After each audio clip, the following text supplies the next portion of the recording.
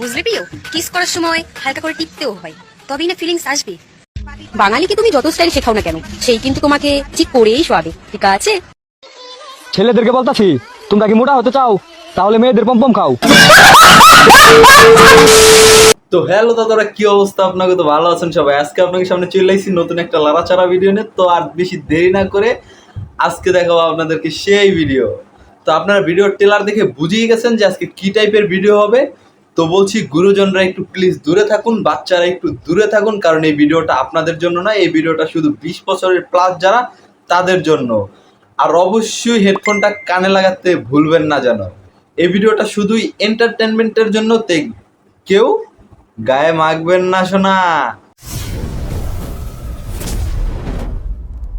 লজ্জা লাগে না তোমার? কি ভাই, একে দেখে তো মনে হচ্ছে শাড়ি পরার স্টাইলই চেঞ্জ হয়ে গেছে।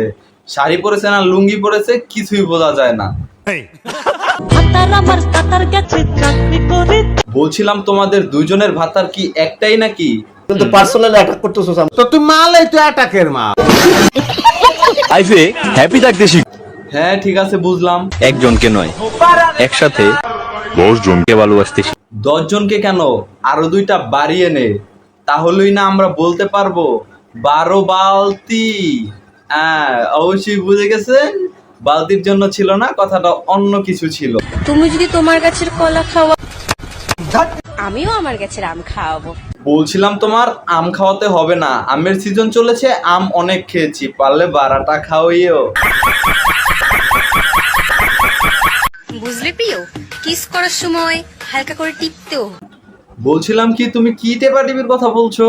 এত বেশি টেপা টিপির রিলস বানিও না, পরে দেখবা যে কোন পাকে কে এসে টিপি দিয়ে চলে গেছে, খুঁজেই পাবে না। ছেলেদেরকে বলতাছি, তোমরা কি মোটা হতে চাও? তাহলে মেয়েদের পম্পম খাও। আচ্ছা মামুনি, তোমার পমপম খাওয়ে কয়টা ছেলেকে এই পর্যন্ত মোটা করেছো? বলো বলো বলো, আমরাও একটু শুনি। বাঙালিকে তুমি যত স্টাইল শেখাও না কেন, সেই কিন্তু তোমাকে ঠিক করেই শোয়াবে, ঠিক আছে? ও দিদি অসুস্থ হলে তার জামাই তাকে চিৎ করেই শোয়াবে। আপনারা কিন্তু কোনো নেগেটিভ মাইন্ডে নিয়েন না। তো দাদা, আজকের ভিডিওটা এই পর্যন্তই। দেখা হবে নেক্সট কোন এপিসোডে। আমাদের সাথেই থাকুন, দেখতে থাকুন, লাইক করুন, বেশি বেশি শেয়ার করুন। ধন্যবাদ।